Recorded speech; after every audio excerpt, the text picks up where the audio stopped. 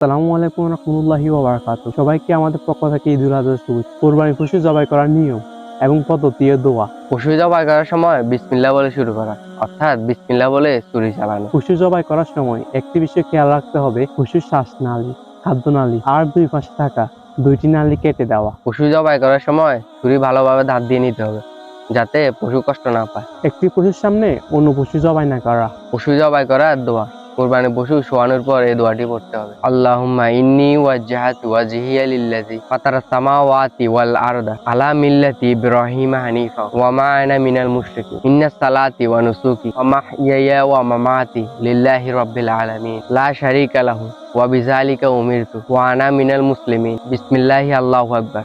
আল্লাহুম্মা মিনকা ওয়া লাকা। যদি কেউ এই দোয়াটি না পারে তাহলে এই ছোট দোয়াটি পড়বে, বিসমিল্লাহি আল্লাহু আকবার, আল্লাহুম্মা মিনকা ওয়া লাকা। পশুর সামনে ছুরি চাকুতে ধান না দেওয়া, এতে